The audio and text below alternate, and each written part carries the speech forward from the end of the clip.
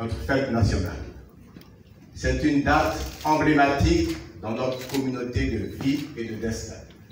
Un puissant marqueur de notre identité en tant que peuple libre et nation souveraine.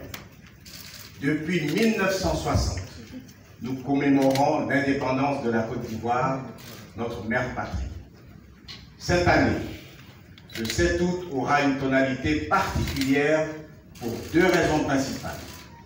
La première, c'est que notre pays fêtera ses 60 ans. La seconde, c'est que moins de 3 mois après cette date anniversaire, la Côte d'Ivoire procédera à l'élection de son président de la République. Ces 60 ans que notre beau pays se prépare à célébrer seront également un moment de profonde introspection et de projection. À cette occasion, nous rendrons tous gloire à Dieu pour ses grâces sur notre pays et sur nos vies. Nous célébrerons la liberté retrouvée et la paix conquise de haute lutte. Nous exprimerons notre gratitude envers nos ancêtres et nos devanciers pour le sacrifice de leur vie. Nous fêterons les succès glanés et le chemin parcouru ensemble. Nous situerons nos responsabilités face aux multiples défis auxquels nous devons faire face. Mais nous ferons surtout le bilan de notre vie commune. Ivoiriennes et Ivoiriens, mes chers concitoyens, au moment où la Côte d'Ivoire se prépare à franchir cette étape, dans sa marche vers le progrès, nous devons plus que jamais apporter des réponses fiables à son rapport au monde d'aujourd'hui et aux difficultés de notre époque. Nous devons le faire dans la confiance et en toute sérénité. Ma profonde conviction est que la Côte d'Ivoire doit affronter ses défis présents et ultérieurs avec une nouvelle mentalité, une nouvelle vision, un nouveau logiciel et une nouvelle motivation.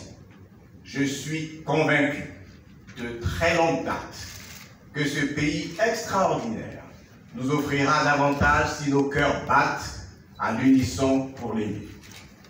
Et nous ne pouvons réaliser cet objectif en proposant une voie différente, un chemin de concorde et de paix véritable, gage d'un développement plus sûr et d'une prospérité partagée.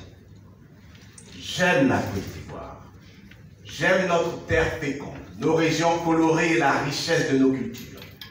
J'aime le parfum de nos chants, le rythme joyeux de nos refrains. J'aime la diversité de notre peuple. J'aime notre humanisme et notre bonté. J'aime notre humour et notre générosité. Ce sont là les attributs de la Côte d'Ivoire promise à l'humanité que chante fièrement l'Abidjanaise, notre hymne national. Malheureusement, ces dernières décennies, nos efforts communs n'ont pas été à la hauteur de cette promesse. Nous avons mené à bien de grands ouvrages, mais nous avons abandonné notre humanité. Nous avons bâti des ponts, mais nous avons oublié de construire des passerelles entre les hommes. Nous avons restauré notre image, mais nous avons renoncé à notre cœur. Cette vision a atteint ses limites et le pays s'est fortement crispé.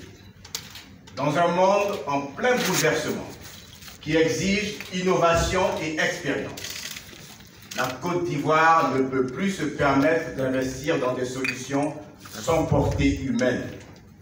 Notre pays a besoin de quitter définitivement les sentiers improbables de la discorde et de la division.